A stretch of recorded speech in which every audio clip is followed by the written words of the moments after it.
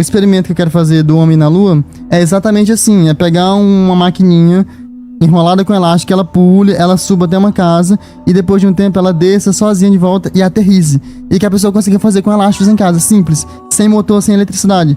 Aí sim eu vou fazer um experimento do homem e a lua, porque se a pessoa consegue botar um elástico numa rodanazinha, ele subir, programar e ele voltar só com elástico, então o homem pode ter ido na lua. É só fazer uma máquina que dê o pulo certo, entende? Essa é a ideia. Calma aí. Você é a favor da ideia de que o homem foi à lua em 69?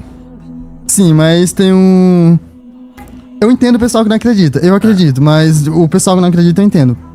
Pra deixar uma coisa bem clara aqui na mesa, eu já conversei com engenheiros de software da UNB, da Universidade Federal lá de Brasília e tudo. Da Universidade de Brasília, né? E sabe o que eles falaram, sinceramente? Que não acreditavam que o homem foi na Lua porque eles conhecem do software e tudo na época. Então eu conversei com alguns, né? É claro que tem outros que acreditam e defendem tudo. Mas então eu entendo o pessoal que duvida, eu entendo. Mas eu acredito que foi lá.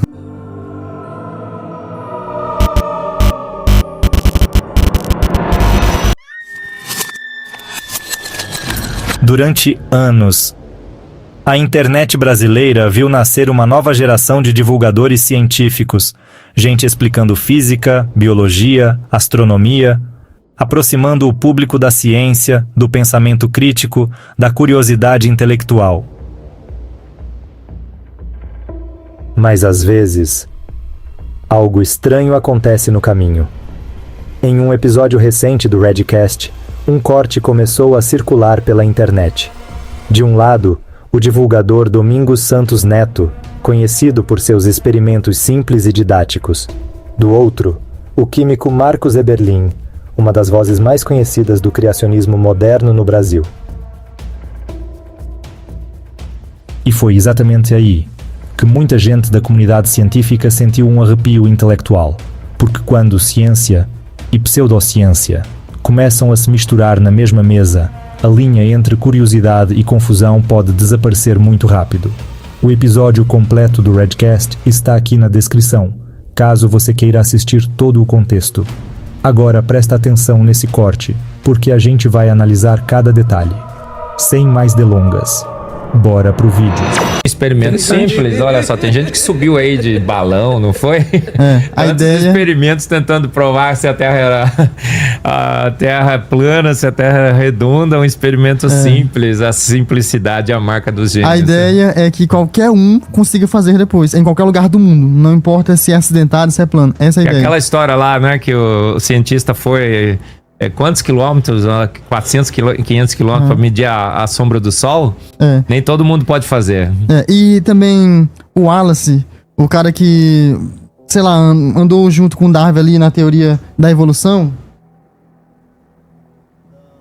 origem das espécies, né? Ele fez esse experimento.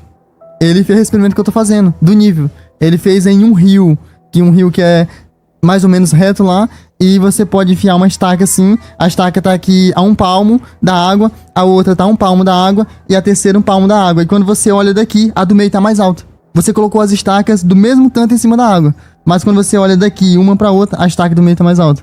Por quê? Porque a água acompanha a curva do mundo. A ideia é fazer isso em casa. Ele usou um rio. A ideia é que a gente não precisa de rio, só uma mangueira de nível.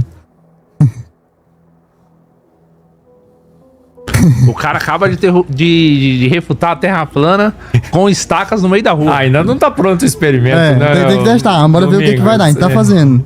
Logo, daqui a alguns dias, vai ser postado lá. E que outra, teoria da internet, assim, você já chegou a examinar no seu canal? Examinar no canal? Cara, teve... A Terra plana é um dos mais famosos, né? Agora, tem o do Homem à Lua, só que a gente não fez vídeo ainda porque eu quero prever algo com exatidão. Lembra que eu falei da energia? Então, tipo assim, ó. Eu consigo prever com exatidão onde esse carrinho vai parar, né? Então, se eu colocar esse caderninho da altura de um dedo, ó. Eu coloco aqui, ó, a altura de um dedo. Aí eu solto esse carrinho e ele vai até uma distância. Foi até aqui. Aí, como é da altura de um dedo, sempre que eu soltar, ele vai parar lá. Aí, se eu colocar a altura de 2 dedos... Aí ele vai parar 2 vezes mais longe, ó. Vai parar aqui. Aí eu solto de novo, ele vai parar lá 2 vezes mais longe. Então, qual é o nome disso aqui? O que é isso aqui? Fala pra nós, Júnior, o que é isso aqui? O que é? O que é isso? O que você tá vendo aqui? Um caderno, um livro. Ah, tá, sim. O que é isso? Carro. E o que ele fez aqui? Qual é o nome da coisa que ele fez? Andou, se mexeu. Sim, ele fez o movimento. Ele saiu de um ponto mais alto para um ponto mais baixo. Saiu de um ponto mais alto para um ponto mais baixo. Sabe qual é o nome disso aqui? Energia. Os cientistas, os doutores das faculdades chamam de energia como Eberle, aí você se perde. Aí não existe mais natureza. O experimento que eu quero fazer do homem na lua é exatamente assim, é pegar uma maquininha enrolada com elástico, ela pule, ela suba até uma casa e depois de um tempo ela desça sozinha de volta e aterrize. E que a pessoa consiga fazer com elásticos em casa, simples, sem motor, sem eletricidade. Aí sim eu vou fazer um experimento do homem e a lua, porque se a pessoa consegue botar um elástico numa rodanazinha, ele subir, programar e ele voltar só com elástico, então o homem pode ter ido na lua. É só fazer uma máquina que dê o pulo certo, entende? Essa é a ideia. Calma aí. Você é a favor da ideia de que o homem foi à lua em 69? Sim, mas tem um... Eu entendo o pessoal que não acredita. Eu acredito, mas o pessoal que não acredita eu entendo. Pra deixar uma coisa bem clara aqui na mesa, eu já conversei com engenheiros de software da UNB, da Universidade Federal lá de Brasília e tudo. Da Universidade de Brasília, né? E sabe o que eles falaram, sinceramente? Que não acreditavam que o homem foi na Lua porque eles conhecem do software e tudo na época. Então eu conversei com alguns, né? É claro que tem outros que acreditam e defendem tudo. Mas então eu entendo o pessoal que duvida, eu entendo. Mas eu acredito que foi lá. Não, mas eu ia te perguntar assim, mas um dos argumentos, por exemplo, a respeito da tecnologia, de que não tinha tecnologia, certo, que os engenheiros falaram. Primeiro, não tinha tecnologia, equipamento, muito menos como fazer algo ir, voltar e ainda gravar. Não tinha como fazer, não tinha tecnologia para isso. Segundo ponto foi principalmente a respeito da forma como isso foi tratado. Tipo, tem gente que fala que não, eu fui pra Lua, e tem gente que fala que não foi.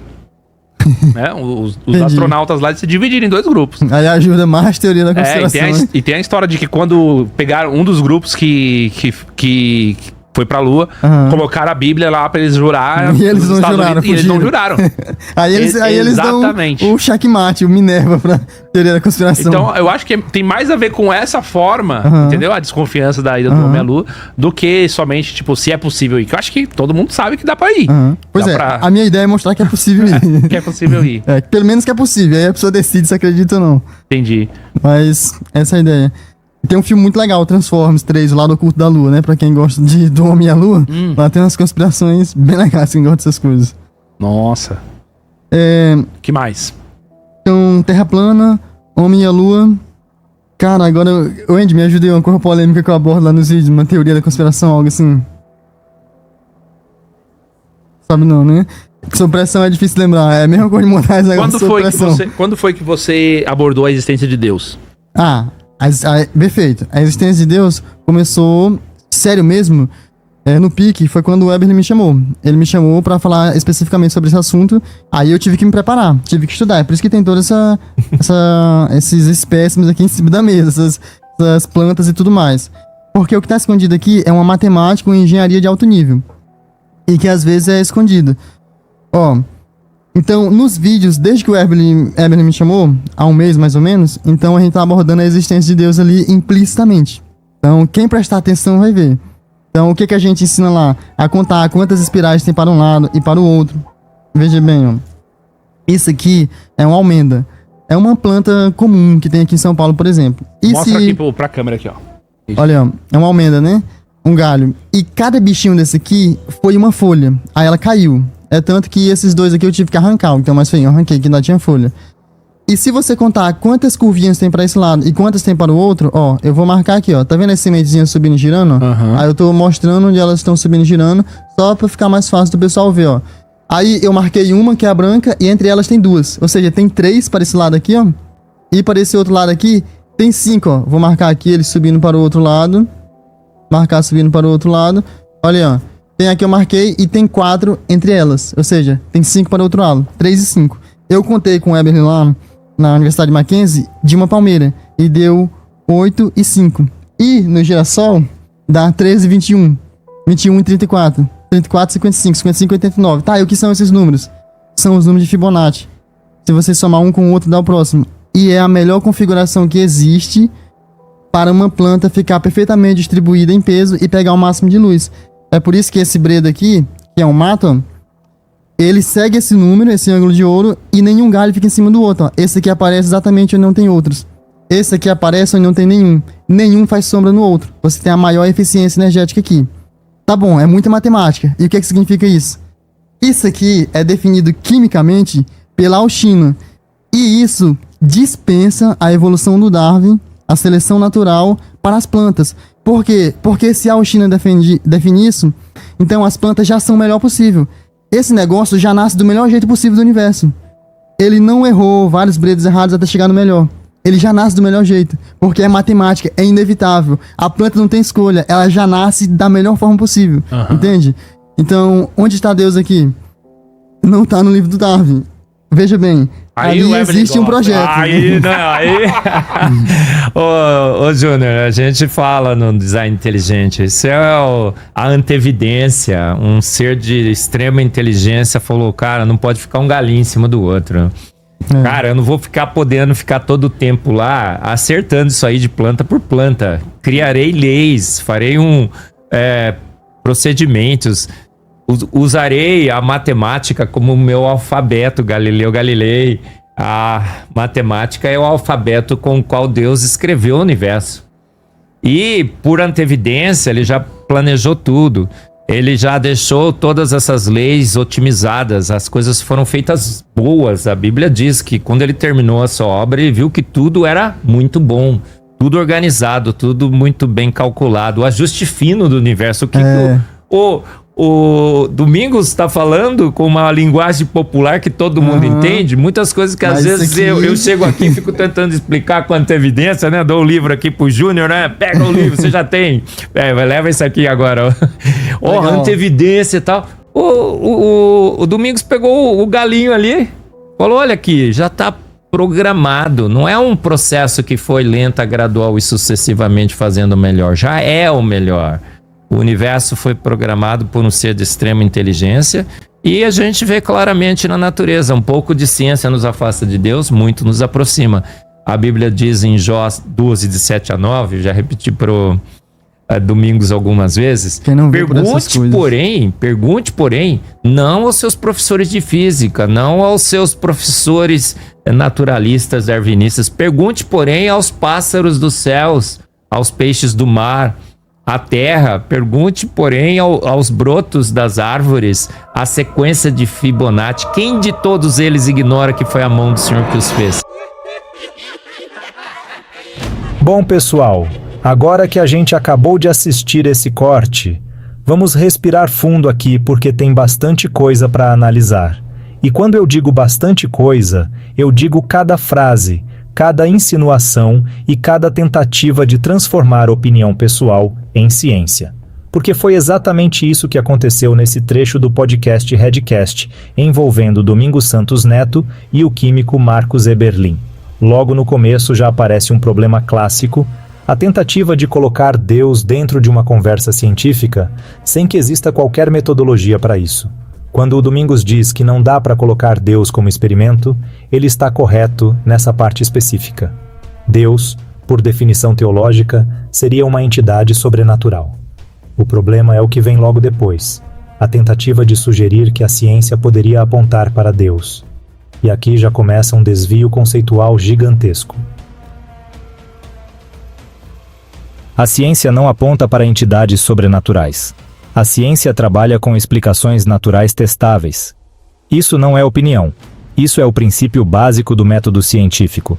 Se uma hipótese não pode ser testada, falsificada ou observada empiricamente, ela simplesmente não faz parte da investigação científica. Não é perseguição à religião. É simplesmente metodologia. E aí aparece uma das frases clássicas, usadas em discursos pseudocientíficos: a ciência tem limites. Isso é verdade. Claro que tem.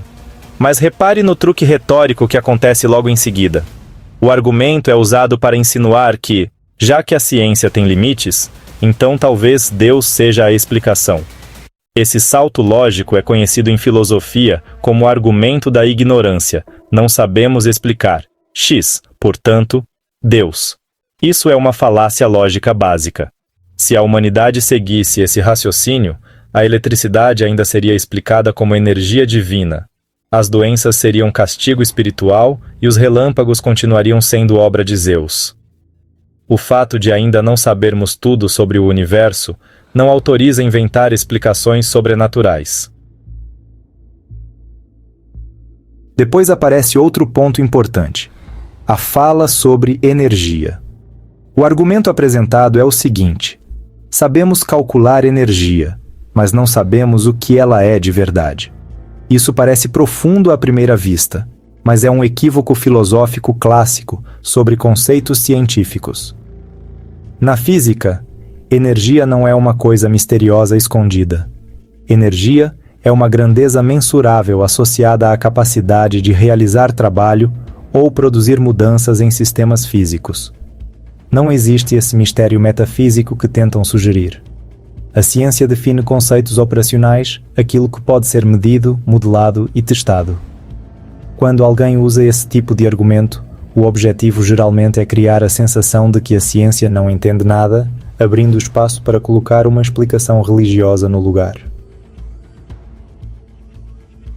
Depois entra Marcus Eberlin, que começa a elogiar o Domingos, dizendo que ele consegue explicar entropia, genoma e origem da vida com experimentos simples. Aqui, a gente precisa separar duas coisas completamente diferentes. Explicar conceitos científicos de forma simples é ótimo. Divulgadores científicos fazem isso o tempo todo. O problema é quando essa simplicidade vira distorção. Por exemplo, quando criacionistas falam de entropia, eles frequentemente usam uma interpretação errada da segunda lei da termodinâmica para insinuar que a evolução seria impossível. E isso é um erro conceitual gigantesco. A segunda lei diz que a entropia aumenta em sistemas isolados. A Terra não é um sistema isolado. Ela recebe energia constante do Sol. Isso permite a formação de estruturas complexas como vida, sem violar nenhuma lei da física. Cristais se formam espontaneamente. Flocos de neve se organizam naturalmente. Galáxias surgem por gravidade. Complexidade emergente é um fenômeno natural do universo. Outro ponto curioso aparece quando eles começam a falar da reputação científica associada a títulos acadêmicos. Existe uma tentativa de sugerir que a ciência valoriza apenas diplomas e não ideias. Isso também é um equívoco. A ciência valoriza a evidência reproduzível. Títulos acadêmicos existem porque indicam treinamento rigoroso em metodologia científica. Mas se um estudante apresentar evidência sólida que contradiga um professor, a ciência aceita. Isso acontece o tempo todo. A teoria da deriva continental foi ridicularizada inicialmente, e depois aceita quando as evidências geológicas se acumularam. A estrutura do DNA foi descoberta por pesquisadores relativamente jovens. Ciência é baseada em evidências. A ciência não é autoridade, é evidência. Agora vamos falar da parte do experimento da Terra redonda, que foi provavelmente a parte mais curiosa do corte. O Domingos propõe um experimento usando nível de água e estacas para demonstrar a curvatura da Terra. Curiosamente, esse tipo de experimento é absolutamente compatível com o que a ciência já sabe há mais de 2000 anos. Inclusive, algo semelhante foi feito por Eratóstenes, que mediu a circunferência da Terra observando sombras em duas cidades diferentes. Ou seja, ironicamente, o experimento citado confirma a ciência tradicional, não refuta. Mas logo depois, surge uma confusão enorme quando mencionam observações de ilhas a longas distâncias usando binóculos, insinuando que isso poderia contrariar a curvatura terrestre. Esse argumento é extremamente comum em comunidades terraplanistas. O problema é que ele ignora fatores fundamentais da óptica atmosférica. A atmosfera provoca a refração da luz, o que pode permitir que objetos além da linha geométrica do horizonte apareçam parcialmente visíveis. Isso é bem documentado em física atmosférica.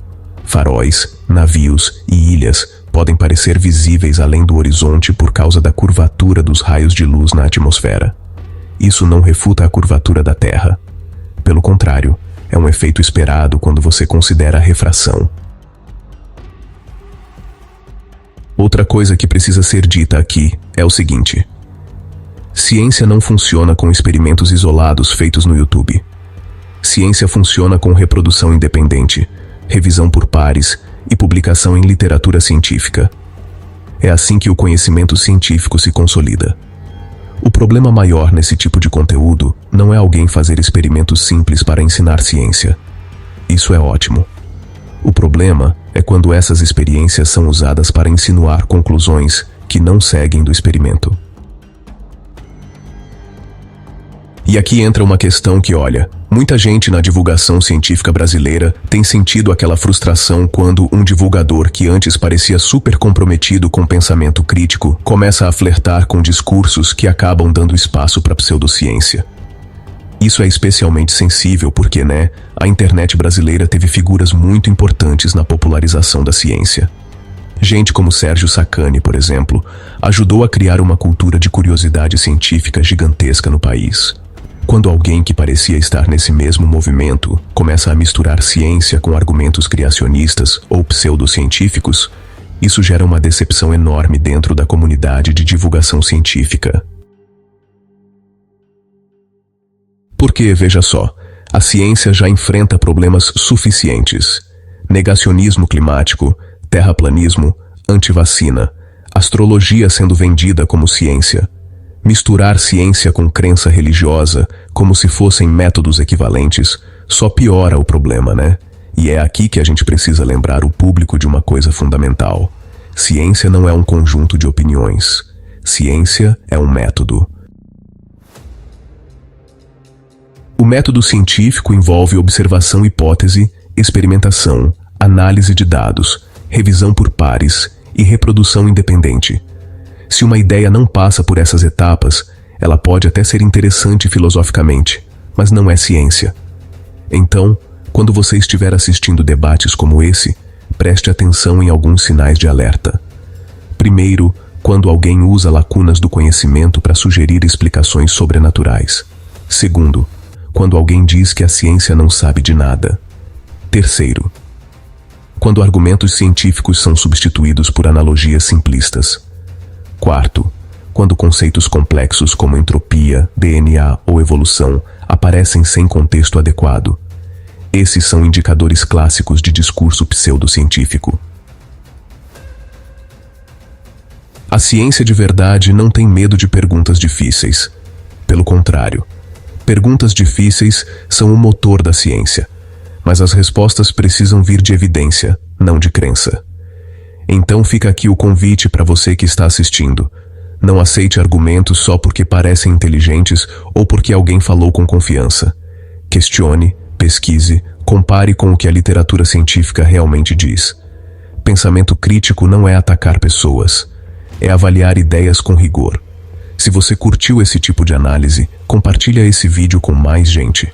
Manda nos grupos. Deixa seu comentário aqui embaixo dizendo o que você achou desse debate e se inscreve no canal. Porque quanto mais gente estiver interessada em ciência de verdade, menos espaço sobra para pseudociência disfarçada de conhecimento. Obrigado a todos e até o próximo vídeo.